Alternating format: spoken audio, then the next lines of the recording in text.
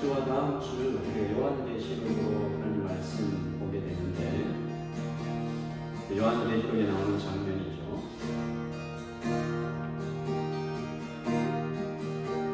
우리가 그곳에 있다고 생각하고 전해볼까요?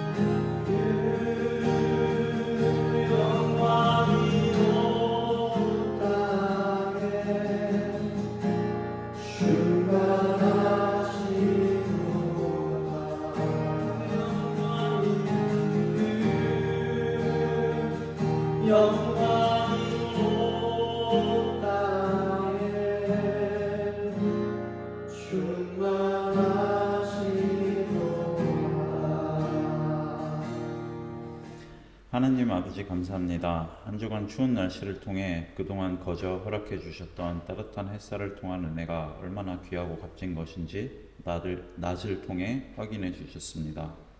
그리고 이것이 우리가 외면하고 있는 주님의 우리를 향한 사랑임을 다시금 조금이나마 깨닫는 시간 허락해 주심에 감사합니다. 주님, 우리는 너무나도 연약한 존재입니다. 쥐 구멍만한 틈이 있다면 그 기회를 틈타 알게 모르게 죄와 손잡습니다. 긍휼하심과 자비함으로 저희를 용서해 주세요. 그리고 예수 그리스도의 보혈로 덮어주셔 주님의 손잡고 다시금 일어 나아갈 수 있도록 이끌어 주세요. 지금 이 순간에도 온갖 탐욕과 이기심에 깃든 전쟁을 통해 여럿이 죽고 있으며 아픔에 시달리고 있습니다.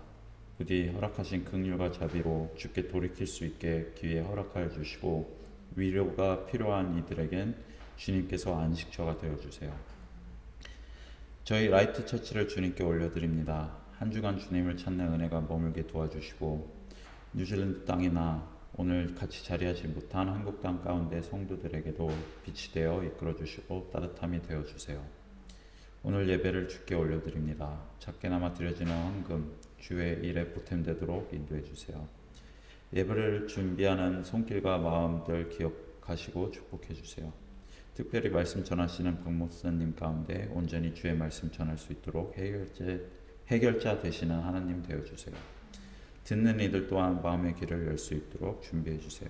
감사드리며 예수 그리스도의 이름으로 기도드렸습니다. 아멘.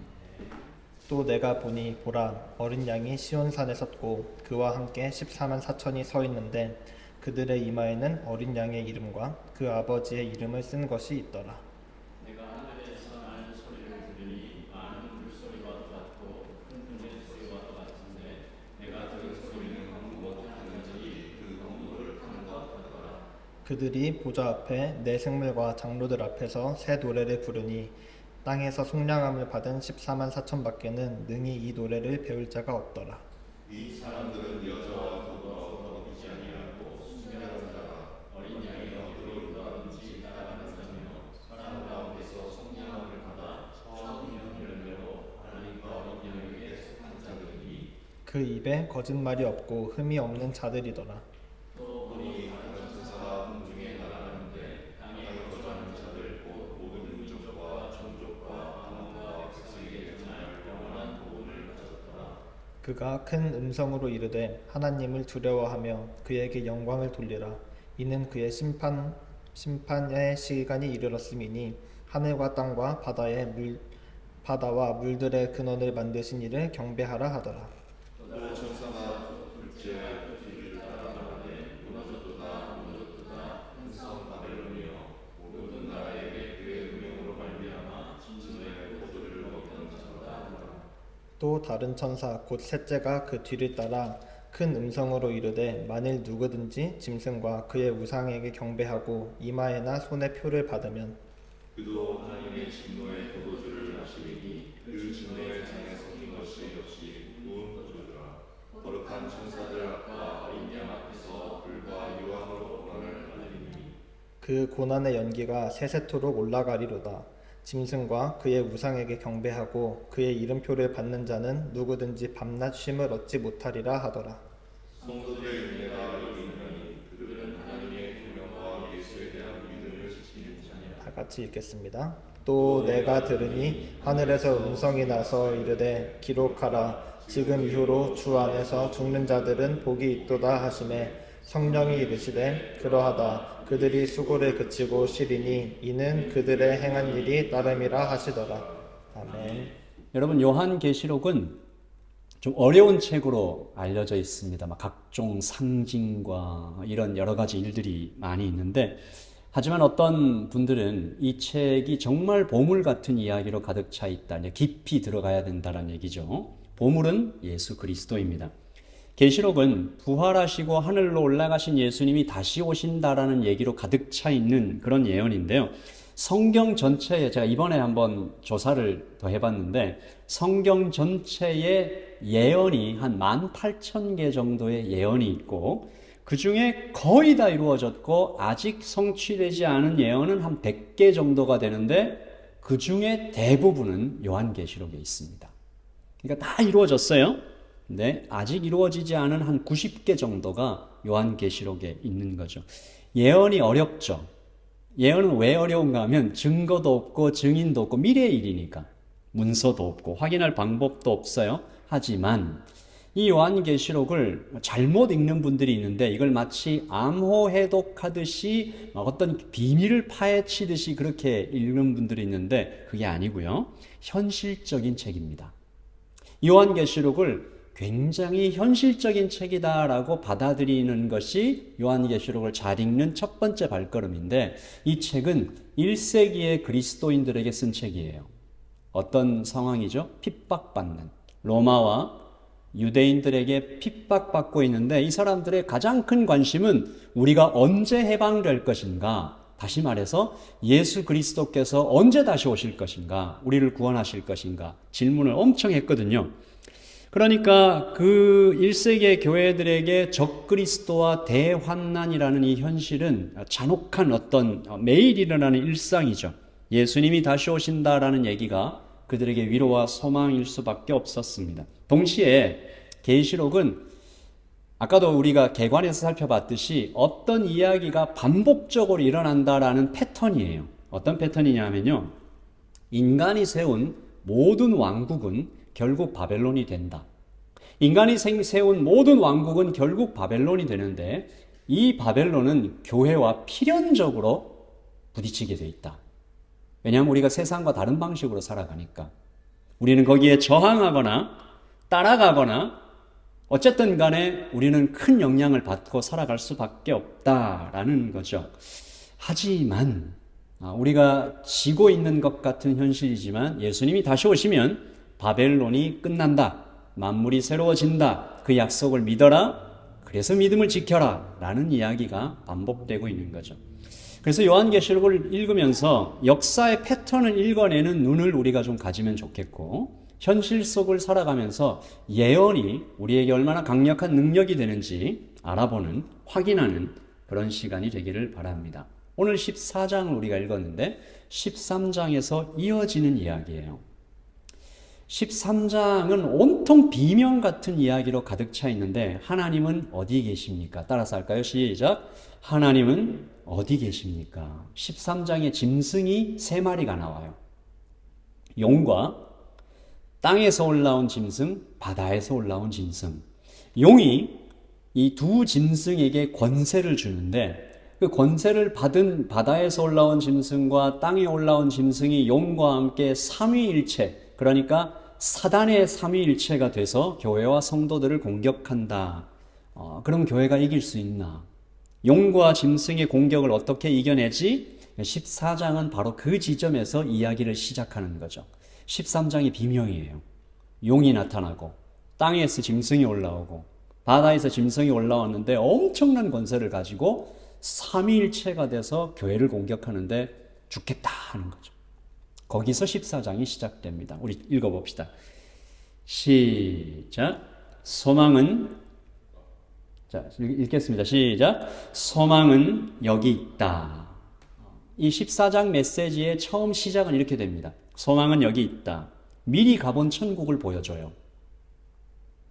성도들이 하나님 어디 계십니까? 라고 부를 때 하나님은 미리 가본 천국을 보여주십니다. 어떤 모습이냐 하면 시온산이 보이고 그 위에 어린 양이 서 계시고 그 앞에 내가 있어요. 다시요. 여러분 머릿속에 이제 상상을 많이 해야 돼요. 요한계시록은. 시온산이 있고 그 위에 어린 양이 서 계시고 그 앞에서 내가 노래하고 있어요. 미래에 일어날 일이에요. 하지만 확정된 사실입니다. 하나님께서 미리 보고 오셔서 우리한테 말씀해 주시는 거예요. 그리고 시온산에 어린 양 계시고 내가 여기 있는데 그 중간에 천사들이 있어요. 자, 읽겠습니다. 2절과 3절 시작. 내가 하늘에서 나는 소리를 들으니 많은 물소리와도 같고 큰 우레소리와도 같은데 내가 들은 소리는 검은 것 타는 자들이 그 검은 것을 타는 것 같더라. 그들이 보좌 앞과 내 생물과 장로들 앞에서 새 노래를 부르니 땅에서 속량함을 받은 14만 4천 밖에는 능히 이 노래를 배울 자가 없더라. 아멘. 여러분 이게 실제로 일어날 일을 보여주신 건데 당시에 사도 요한이 알고 있는 소리 중에 가장 큰 소리는 우레소리, 많은 물소리, 그리고 검은 고를 한꺼번에 타는 소리 같이 들렸다는 거죠. 요즘 사람들이 봤으면 뭐라고 했겠어요? 엄청난 스피커 뭐 이런 얘기를 했겠죠. 여기서 3절에 보시면 14만 4천이라고 되어 있습니다. 14만 4천이 우리예요. 구원받은 우리. 이 실제 숫자가 아니라 상징입니다. 어디서 많이 들으셨죠? 신천지라는 이단이 자주 사용하는 숫자죠. 이걸 실제 숫자로 얘기하는 곳이 신천지인데 상징입니다. 사실은 이게 12 곱하기 1000이에요. 12는 구약의 12지파, 두 번째 12는 신약의 12사도, 그리고 1000은 크다, 완전하다. 그래서 하나님의 숫자예요. 이것을 다 합쳐서 구약과 신약을 다 포함한 하나님이 미리 정하신 완전한 수의 구원받은 백성들, 그러니까 우리죠. 14만 4천은 상징입니다. 그러니까 이 14장 초반에 알려주는 소망은 우주의 별들과 천사들이 웅장하게 아름답고 찬양을 하나님께 드리고 있는데 그 속에 나도 있다라는 얘기죠. 굉장히 감격적인 장면인데 사실은 그 장면보다 더 감격적인 것은 천사들이 부르는 노래의 내용입니다. 그 우리도 따라 부르는 거죠. 자, 내용을 한번 보십시다. 4절 시작. 이 사람들은 여자와 더불어 더럽히지 아니하고 순결한 자라. 어린 양이 어디로 인도하든지 따라가는 자며 사람 가운데 속량함을 받아 처음 익은 열매로 하나님과 어린 양에게 속한 자들이니 그 입에 거짓말이 없고 흠이 없는 자들이더라. 아멘. 이게 천사들이 노래 부르고 있는 14만 4천 우리를 향해서 불러주는 거죠. 야, 이 사람들은 이렇게 하는 거죠. 여기서 여자는 바벨론입니다. 세상이죠. 악마적인 세상과 손잡지 않은 그런 뜻이죠. 이 사람들은 바벨론과 더불어 더럽히지 않고 순결한 자다. 너는 순결하다. 너는 어린 양 예수 그리스도께서 가자고 하는 데는 어디든지 따라가는 그런 사람들이다. 5절 너의 입에는 거짓말이 없고 흠이 없다라고 천사들이 우리를 향해 노래를 불러주고 있는 거죠. 그러니까 수고했다, 잘 살았다, 대단하다, 너네들은 정말 엄청난 자들이다라고 얘기를 하고 있는 거예요. 어때요? 들으니까 기분이 좋습니까? 너무 좋아요. 어때요? 여러분, 천사들이 우주의 모든 별들과 함께 나를 향해 이렇게 불러주고 있으면 어때요? 저는 좀 양심에 찔렸습니다. 좋긴 한데 좀 양심에 찔렸습니다.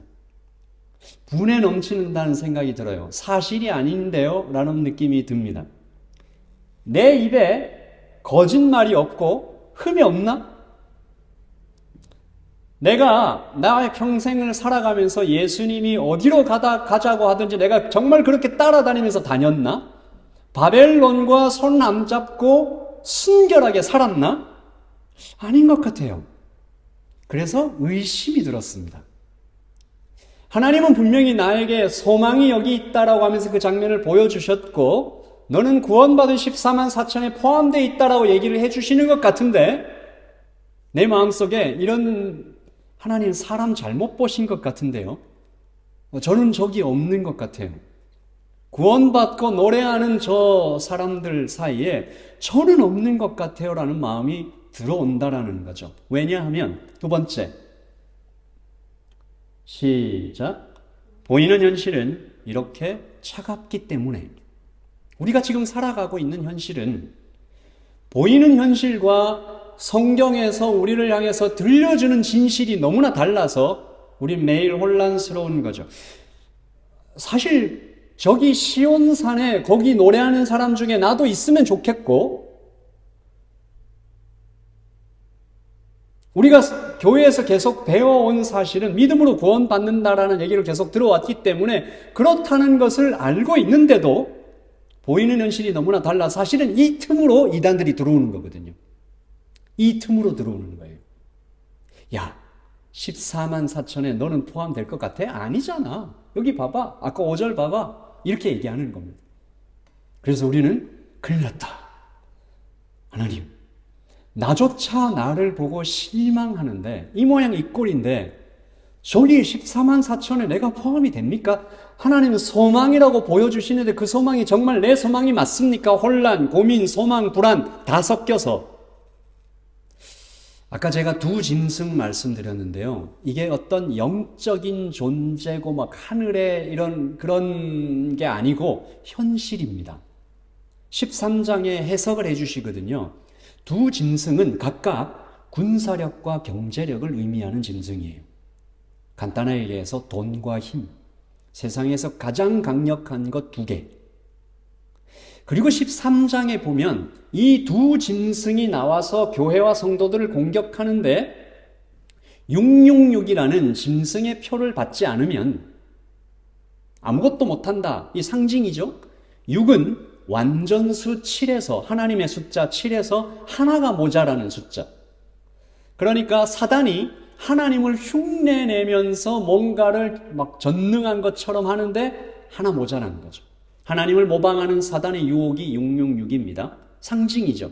그 표가 없으면 경제활동을 못한다. 여러분 이 세상에 살면서 살 수도 없고 팔 수도 없다. 어떻게 살아요?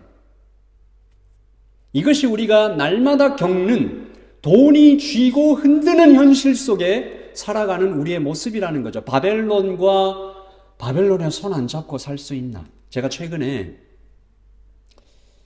여러분 겪어보신 분은 없으시죠? 설마 신용불량자가 겪는 현실이라는 글을 읽은 적이 있어요. 이 뉴질랜드에 해당이 되는지는 모르겠지만 한국에서는 그렇게 부제목이 이렇게 되어 있어요. 살아있지만 아무것도 할 수 없는 현실. 취업은 당연히 안 되고요. 당연하죠. 다니고 있는 직장에서도 해고됩니다. 카드가 정지되고 온라인 결제는 아무것도 할 수 없고 모든 서비스, 그러니까 인터넷, 휴대폰, 전기, 수도, 가스 등 모든 걸 다 현금으로 선납해야 돼요. 그런 세상이 되는 거죠. 비참한 겁니다. 666이라는 짐승의 표가 없으면 그렇게 더욱더 비참해질 수 있다는 것을 13장에서 협박하는 겁니다. 그럼 이 묻는 거죠. 너는 이런 현실 속에서 정말로 바벨론 손 안 잡고 아니 나는 그래도 라고 얘기하면서 살아갈 수 있나? 그럼 어떻게 살아야 돼요? 저기 시골 같은데 어디 깊은 곳에 들어가가지고 밭도 갈고 업드 그리드라는 데 가서 태양열로 전기 만들고 이렇게 땅 파서 물 얻고 뭐 그렇게 살아야 하나? 가혹한 거죠. 돈과 어떤 힘의 능력을 이길 수가 없는 이 세상에 살아가고 있는데 우리 날마다 돈 써야 되잖아요. 그런데 거기에서 무릎을 꿇으면 하나님의 심판을 받는다. 어떻게 해야 되나? 라고 고민하고 있는 그 시점에 14장의 중간쯤 가면 천사가 나타납니다. 이 세 천사가 나타나서 고민하고 있는 성도들에게 3번을 외쳐요. 첫째 천사입니다. 자, 7절입니다. 시작. 그가 큰 음성을 이르되 하나님을 두려워하며 그에게 영광을 돌리라. 이는 그의 심판의 시간이 이르렀음이니 하늘과 땅과 바다와 물들의 근원을 만드신 이를 경배하라 라고 외칩니다. 메시지는 두려워해라. 영광을 돌려라. 심판의 시간이 왔다. 하나님 곧 오신다라는 메시지죠. 둘째 천사 또 외칩니다. 시작. 무너졌도다 무너졌도다 큰 성 바벨론아. 야, 네가 지금은 바벨론이 좀 저렇게 엄청 큰 것 같은데 금방 무너질 거야 라는 것이 둘째 천사의 메시지. 셋째 천사의 메시지는 좀 무섭습니다. 시작. 누구든지 그 짐승과 그의 우상에게 절을 하고 자기 이마나 손에 낙인을 받는 자는 하나님의 분노의 포도주를 마시게 될 것이다. 그것은 하나님의 진노의 잔에 부어놓은 순수한 포도주다. 이런 자들은 거룩한 천사들과 어린 양 앞에서 불과 유황의 구덩이에서 고통을 당하게 될 것이다. 아멘. 자, 세 천사의 메시지가 이어지죠. 하나님 심판하러 곧 오신다. 바벨론 곧 무너질 거다. 그러니까 그때까지 666 짐승의 표 받지 말고 견뎌라 라는 얘기인데요. 어때요, 여러분? 힘이 납니까? 그러면 안 되겠다. 큰일 났다. 실제로 우리가 읽진 않았지만 이 6절과 7절을 보면 천사들이 외치는 이 세 가지의 소식을 영원한 복음이라고 얘기합니다. 이거 풀어서 얘기하면 영원한 기쁜 소식이라는 거죠. 야, 기쁜 소식이다 라고 얘기하는 거예요. 그런데요, 저는 기쁘지가 않더라고요. 이게 어떻게 기쁜 소식이지? 심판의 하나님이 오신다. 바벨론은 무너진다. 그러니까 너 그때까지 666 받지 마. 받으면 천사들과 예수님 앞에서 불과 유황의 구덩이 지옥에서 고통을 당하게 될 거야 라고 얘기하시는 건데, 이게 기쁨? 희망? 이렇게는 좀 다가오지 않더라고요. 무슨 말씀인지 알겠어요. 좀 도움이 되기도 해요. 여러분, 우리가 산에 올라갈 때 내려오는 분들이 대체로 뭐라고 합니까? 우리한테? 얼마 남았다. 조금만 더 올라가면 이제 다 온다 라고 얘기 보통 하죠. 그 말에는 여기서 포기하지 마시고 조금만 더 가면 정말 멋진 풍경이 이렇게 펼쳐질 거니까 좀 한번 올라가 보세요 라고 얘기하는데, 문제는 내가 거기까지 갈 힘이 없으면요, 다 왔다는 말도 사실 도움이 안 됩니다. 못 믿겠는 거죠. 이렇게 1시간 남았는데 다 왔다는 얘기 듣고 또 막 힘내서 갔더니 아직도 내가 정말 많이 온 것 같은데 10분밖에 안 갔는데 하여튼 아까부터 다 왔다고 하는데 안 돼. 다리는 무겁고 목은 마르고 숨은 턱에 차고 예수님 곧 오신다. 심판하러 곧 오신다. 이 세상의 마지막에 곧 온다. 바벨론은 무너질 거다. 666 받으면 큰일 난다. 계속 그런 얘기를 듣는데 끝까지 인내할 힘이 과연 나에게 있는가? 심판이고 뭐고 오늘 내가 좀 살아야 되겠다라는 생각이 드는 것도 사실입니다.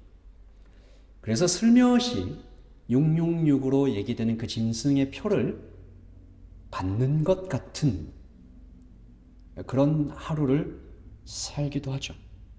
돈과 힘의 논리에 빠집니다. 세상의 방법에 슬쩍 발을 담굽니다. 계산해보면 딱 나오니까, 그게 현명한 거라고 느끼니까 천국은 멀고 현실은 가까운 거죠. 이것이 아까 시온산 위에 어린 양 계시고 그 앞에서 내가 노래하고 있는데 얘는 거짓말도 없고 막 흠이 없고 하나님 따라가는 순결한 자다라고 얘기하는데, 내가 겪는 이 현실이, 그리고 나는 매일 실패하는데, 바벨론 앞에 내가 매일 무릎 꿇는데 하나님 난 뭡니까 이게. 그 틈을 이단들이 파고 들어와서 너 아직 구원 못 받았어. 제가 지난주에 두 커플을 만났습니다. 결혼을 앞둔 커플과 그리고 오래전 교회를 사임한 어떤 목사님 부부를 만났는데요. 목사님 부부가 그런 얘기를 하세요. 저도 이제 교회를 사임하고 좀 이따 개척을 하고 이제 여기까지 온 사람이니까 목사님이 그게 좀 궁금하셨나 봐요. 목사님 그 사임의 어려운 그 과정을 거치시고 개척을 하셨는데 지금까지 목사님의 경험을 좀 알고 싶습니다. 이렇게 물어보시는 거죠. 어떤 얘기를 해드리면 좋을까요? 희망찬 얘기를 해드리면 좋잖아요. 걱정 마십시오. 하나님이 다 아십니다. 바벨론은 다 무너집니다. 그러니까 끝까지 인내하시고 믿음을 지키시면 금방 하나님의 기적이 나타날 겁니다. 고민하지 마시고 불안도 떨쳐버리시고 걱정도 하지 마시고 오직 믿음으로 그렇게 걸어가십시오. 그리고 마지막에 이런 말을 딱 덧붙이면 얼마나 좋아요. 저를 보십시오. 제가 얼마나 멋지게 이렇게 딱 해왔습니까? 라고 말하고 싶었지만 하지 못했습니다. 대신 저는 이렇게 말했습니다. 목사님, 저도 여전히 고민이 많습니다. 무서운 것도 많고 뒤돌아보니까 온통 부끄러운 일 투성입니다. 하루에도 몇 번씩 걱정하고 실망합니다. 매일 저녁에 엎드림 기도를 하는데 사실 그것도 제가 살려고 시작했습니다. 저는 목사님께 어떤 조언이나 방법을 알려드릴 그럴 사람이 못 됩니다. 그렇게 말씀을 드렸습니다. 좀 시시하죠. 초라하죠. 결혼을 앞둔 커플에게도 이런 얘기하면 얼마나 좋아요. 야, 결혼하고 나면 정말 진짜 그 총각 아가씨로 지낼 때보다 몇 배는 더 어마어마한 행복이 펼쳐질 거다 라고 말하고 싶었지만 사실 이렇게 말씀드렸습니다. 어려움이 있을 것이다. 지금은 뜨겁지만 감정이 사라지면 심지어 싸울 일도 있을 거다. 그때 어떻게 해야 될지 부부 10계명 적어오세요. 예를 들면 이런 거 적어오세요. 싸움이 밤 10시를 넘기면 오늘은 여기까지 라고 기도하고 잠자리에 들겠습니다. 이런 거 쓰세요. 그리고 일주일 혹은 한 달에 한 번 카페에 가서 서로 불만 말하기 이런 시간 가지고 그렇게 하겠습니다. 이런 거 적어오라고 제가 숙제를 내드렸는데 뒤돌아 좀 말하고 나니까 결혼의 달콤한 환상을 너무 내가 깬 건 아닌가 그런 생각이 들기도 했습니다. 여러분은 어떠십니까? 여러분은 힘이 있습니까? 여러분은 바벨론의 패턴에 굴복하지 않을 로마서 12장에 나오는 것처럼 너희는 세상을 본받지 말고 pattern of this world, 이 세상의 패턴을 따라가지 말고 오직 마음을 새롭게 하여 하나님의 뜻이 무엇인지 분별하도록 하라는 말씀을 듣고 승리하며 살아가고 있는가? 끝까지 인내할 수 있는가? 언제나 사랑하며 집에 들어올 때마다 남편과 아내에게 가족에게 사랑해요. 보고 싶었어요. 이 천사같이 웃고 그렇게 할 수 있는가? 당장 내일 먹을 돈이 없는데 직장은 문을 닫는데 취업의 문은 아무리 두드려도 열리지 않는데 사람들에겐 계속 실망하는데 아니 그거보다 사실 나한테 실망하는 게 제일 크지요. 나에게 매일 실망하는데 아무리 기다려도 하나님의 기적은 나타나지 않는데 나는 끝까지 인내할 수 있나? 어떻게 해야 될까? 이것이 요한계시록을 읽는 우리의 고민이죠. 현실이죠. 차갑죠. 어렵죠. 벅차죠. 막막하죠. 저는 못해요. 인내할 수 없어요. 아까 그 입에 거짓말이 없고 흠도 없고 순결하고 예수님 어디로 가든지 따라간 그 사람, 천사들과 함께 합창하던 14만 4천 거기에는 제가 못 낄 것 같아요 라고 고개를 숙이는 순간에 사도 요한이 우리에게 선포하는 신비로운 말씀이 있습니다. 우리 같이 볼까요? 12절입니다. 시작. 성도들의 인내가 여기 있나니 그들은 하나님의 계명과 예수에 대한 믿음을 지키는 자니라. 아멘. 우리 한 번 더 읽습니다. 시작.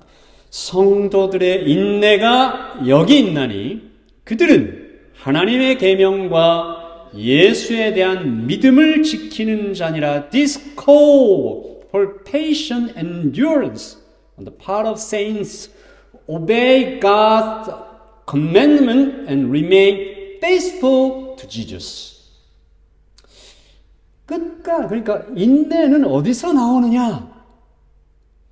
인내는 예수에 대한 믿음에서 나온다. Faithful to Jesus. 예수님을 바라보고 그분을 믿을 때, 이거 말씀이 거꾸로 읽어야 되는 거죠. 예수님을 바라보고 믿는 그 믿음에 remain 할 때 하나님의 명령도 지킬 수가 있고 인내도 거기서 나온다 라는 말씀인데, 하지만 이 뜻 외에 헬라어 원문으로 들어가면 여기에는 어떤 우리에게 좀 더 깊은 하나님의 진리를 알려주시는 거죠. 원문을 들어가면 이렇게 돼 있어요. Ten piston yes. The faith of Jesus. 이 뭐냐 하면 예수의 믿음이에요. 예수의 믿음. 그러니까 이 아까 다시 돌아가 보게 12절 이 말씀은 두 가지 뜻을 다 갖고 있어요. 예수님께 대한 믿음, 그리고 예수님의 믿음. 예수님의 믿음. 예수님의 믿음. 이게 무슨 말이에요? 예수님이 나를 믿고 있다.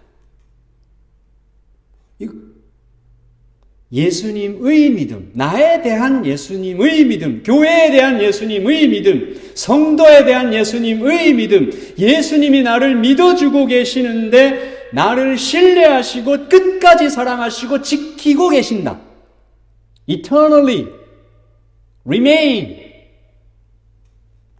우리는 전혀 믿을 만한 존재가 아니지만 히브리서 13장 5절에 예수님이 이렇게 말씀하셨잖아요. 내가 결코 너희를 떠나지도 아니하고 버리지도 아니하리라. 아멘. 어떤 신학자가 그래서 이 12절 말씀을 이렇게 해석을 했는데요. 제가 읽으면서 저도 좀 먹먹했어요. 이 예수님의 믿음은 우리를 향한 예수님의 충성이다. 그리고 나조차 이 표현을 쓰는 것이 감당이 안 되고 온 가슴이 먹먹하다. 이 예수님의 믿음은 우리를 향한 예수님의 충성이다. 나조차 이 표현을 쓰는 것이 감당이 안 되고 온 가슴이 먹먹하다. 그러므로 인내는 믿음에서 나오는데 그 믿음은 예수님의 믿음에서 나오는 건데 그 인내가 어떤 결과로 나오는지는 아무 상관없이 여러분 그 인내가 꼭 반전과 역전으로 나오지 않을 수도 있습니다. 성경은 그것을 얘기하지 않아요. 날마다 실패하고 어쩌면 죽을 때까지 반전도 없이 역전도 없이 그대로 끝날 수도 있다라고 성경은 이야기해요. 여러분 히브리서 11장을 읽어보세요. 똑같은 믿음을 가지고 있는데 어떤 사람은 감옥에서 풀려났다. 어떤 사람은 동물의 가족을 뒤집어 쓰고 죽었다. 이렇게 돼 있죠. 어떤 사람은 그 믿음 때문에 자기 아들을 죽음에서 돌려받았다. 그러나 어떤 사람들은 그대로 죽었다. 이렇게 나오잖아요. 11장에.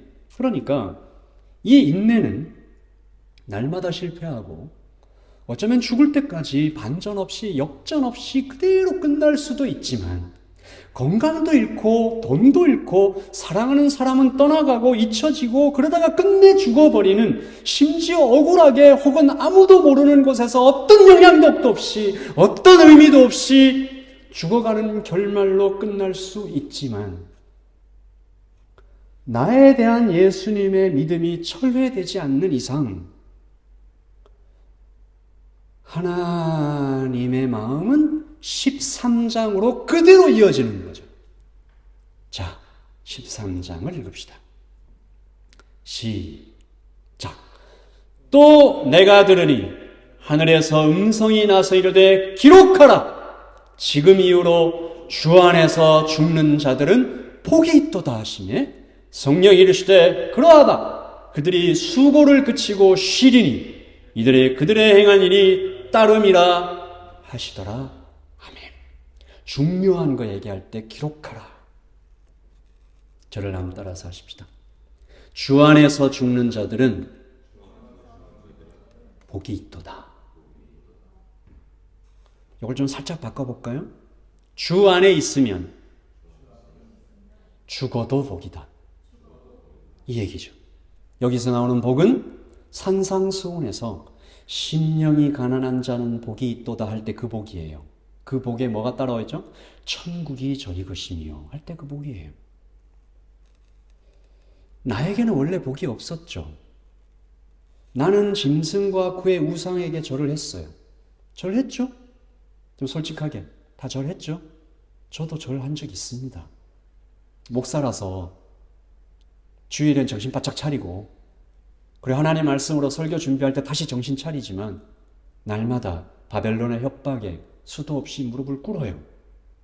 그리고 이마와 손에 666 짐승의 표 같은 거를 그래서 분노의 포도주를 마실 수밖에 없고 불과 유황의 고동에서 영원한 고통을 받아야 했던 그 운명이 사실은 나에게 정해져 있었죠.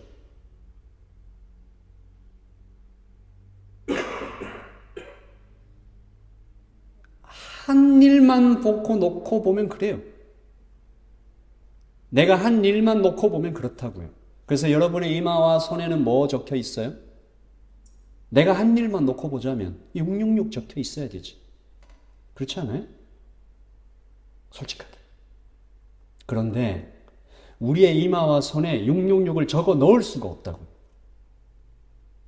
왜냐하면 우리 이마와 손에 666은 감히 접근도 못하는 다른 것이 적혀 있어요. 1절입니다. 시작. 또 내가 보니 보라 어린 양이 시온산에 섰고 그와 함께 14만 4천이 서 있는데 그들의 이마에는 어린 양의 이름과 그 아버지의 이름을 쓴 것이 이미 있더라. 예수님의 믿음이 먼저였고 그리고 우리 이마에 우리가 행한 그 어떤 것과 상관없이 가서 새겨주셨어요. 666은 감히 접근도 못해요. 세상에서 가장 큰 분의 이름이 우리 이마에 써 있어요. You are mine. 넌 내 거야. 이렇게 얘기하면 믿음으로 구원 얻는다는 얘기네 라고 또 우리가 너무 이것을 가볍게 여길 수 있지 않아요. 제가 이걸 어떻게 우리가 좀 더 현실로 받아들일까 생각을 하다가 하나님이 어떤 그런 한 장면을 보여주셨어요. 심판은 현실이다. 그럼 제가 조사를 좀 해봤거든요. 지금 우리가 땅 딛고 살고 있는 이 지구가 돌고 있죠, 이렇게. 이 속도가 시속 1674km입니다. 이게 소리보다 빨라요. 그리고 동시에 더 빠른 속도로 시속 10만 8천 km로 태양 주위를 돌아요. 엄청난 속도, 이게 현실이에요. 차디찬 현실이죠. 그러니까 그 정도 속력으로 무언가 돌면 그 위에 있는 건 다 밖으로 튕겨져 나가야 되죠. 제가 튕겨져 나가는 속도도 계산을 해봤거든요. 음속의 1.7배로 튕겨져 나가요. 소닉 붐이 일어난다고. 뻥 하면서 날아가요. 그러니까 한 2, 3초 정도 안에 우리는 우주 공간으로 튕겨져 나갈 거예요. 근데 안 튕겨져 나가죠. 왜요? 중력 가속도 때문에. 저 중력이 신비롭더라고요. 중력을 우리가 그냥 중력이라고 안 하고 중력 가속도라고 하는 이유가 뭔지 보니까 9.8m per second, 제곱 세컨드. 그러니까 초당 속도가 9.8m per second씩 계속 더 증가하는 거죠. 속도가 점점점 증가한다는 거예요. 그러니까 이것이, 이 중력 가속도, 이 어마어마한 힘이 우리를 밖으로 튕겨내는 원심력과 딱 맞아 떨어져서 우리는 느끼지도 못하고 여기에 서 있는 거죠. 그러니까 이 중력 가속도 때문에 물은 지구 표면에 액체 상태로 있고, 공기는 지구에 잘 붙어 있고, 우리는 숨 쉬고 걷고 뛰며 살아가고 있는데 우리는 중력에 대해서 알지도 못하고 감사하지도 않고 감동하지도 않고 여전히 하나님이 창조하신 중력의 도움을 받아서 아무렇지도 않게 살아가고 있는 것을 이렇게도 표현할 수 있겠다 싶어요. 시작. 우리가 아직 죄인 되었을 때에 그리스도께서 우리를 위하여 죽으심으로 하나님께서 우리에 대한 자기의 사랑을 확증하셨느니라. 조나단 에드워드라는 목사님이 이 비슷한 얘기를 하셨어요. 우리는 지금 지옥 위에서 아슬아슬하게 매달려 있다. 아주 가느다란 실에 매달려 있는데 꼭 끊어지면 그냥 지옥으로 빨려 들어가는 그 어마어마한 위험 가운데 있다. 모르고 살아간다. 우리가 아직 죄인 되었을 때에 하나님 그 설교의 제목을 진노한 하나님의 손에 붙들린 이렇게 되어 있어요. 우리는 모르고 살아가죠. 철없이 말하죠. 느껴지지 않아요. 중력이 안 느껴져요. 하나님의 사랑이 느껴지지 않아요. 하나님은 나를 돕지 않으세요. 왜 나는 돈이 없어요? 건강도 없어요. 보란듯이 성공하고 싶은데 왜 그때가 오지 않아요? 인스타에 내 삶을 좀 올려서 좋아요 100개, 1000개 받고 싶어요. 안 돼요. 취업도, 연애도, 믿음도 그저 그래요. 저는 찌질하고 소심하고 의지도 약하고 자꾸만 더 이렇게 찌구러 들어요. 이런 나에게 무슨 소망이 있나요? 라고 탄식하는 순간에 천사들이 운다라는 이야기가 성경에 있는지 지금 기억이 잘 안 나는데 우리가 그런 말을 할 때마다 천사들은 울지 않을까? 비명을 지르지 않을까? 여러분, 왜 그딴 소리를 하십니까? 당신의 이마에 어린 양의 이름이 새겨지기 위해 그리스도께서 어떤 희생을 치렀는지 모르세요? 여기 온 하늘에 펼쳐지는 파노라마가 있는데 당신을 믿으시는 예수님의 믿음을 왜 몰라요? 당신을 위해서 일하고 외치고 노래 부르고 합창하고 우리 천사들을 왜 못 봐요? 짐승들과 맞서 싸우는 하늘의 군대가 있잖아요. 당신은 죽어도 복 있는 사람입니다. 우리 그런 얘기를 듣고 있는 것입니다. 그래서 14장 초반에 보여준 우리 1절을 다시 한번 읽겠습니다.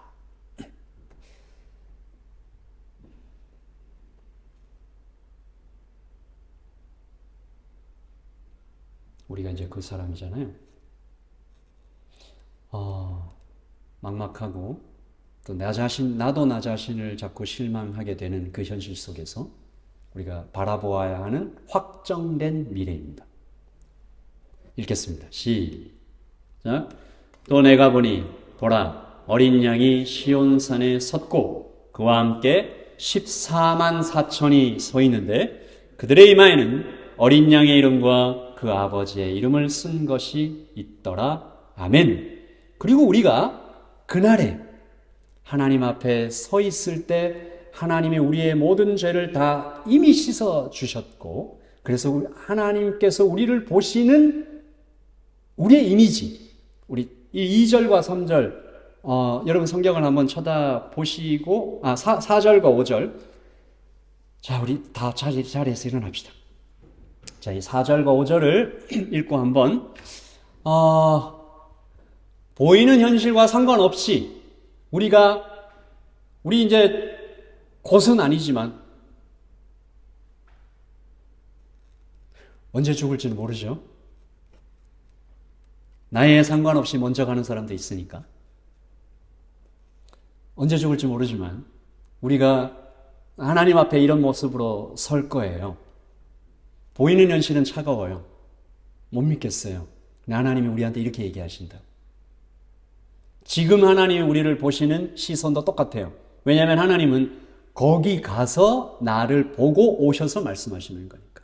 자, 하나님이 우리를 향해 말씀하시는 겁니다. 이 여자는 바벨론이에요. 시작. 이 사람들은 여자와 더불어 더럽히지 아니하고 순결한 자라. 어린 양이 어디로 인도하든지 따라가는 자며 사람 가운데서 속량함을 받아 처음 익은 열매로 하나님과 어린 양에게 속한 자들이니 그 입에 거짓말이 없고 흠이 없는 자들이더라. 아멘. 감사하십시다. 기도하십시다. 고난한 인생길 영원해도 예수 내 맘을 아시네. 지나간 앞에도 마주갈 세상도 예수 내 맘을 아시네.